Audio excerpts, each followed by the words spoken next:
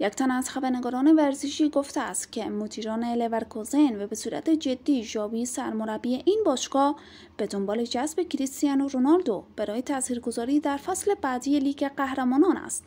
قهرمان تازه تاجگذاری شده بوندسلیگا طبق گزارش‌ها قصد دارد تا در تابستان امسال با امضای قراردادی به ارزش 15 میلیون یورو حضور یک رهبر ذهنی را در تیم خود تضمین کند، اما دو مانع اصلی بر سر حق این قرارداد وجود دارد.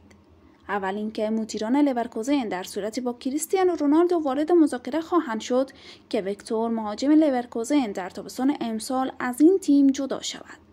و دوم اینکه کریستیانو رونالدو هنوز از لیگ عربستان راضی است و همچنان مدیران النصر خواهان تمدید قرارداد با رونالدو تا سال 2026 هستند. ولی به صورت خلاصه برای رفع شایعات این که کریستیانو رونالدو به بایر لورکوزن خواهد پیوست یا نه، باید منتظر پایان یورو 2024 باشیم.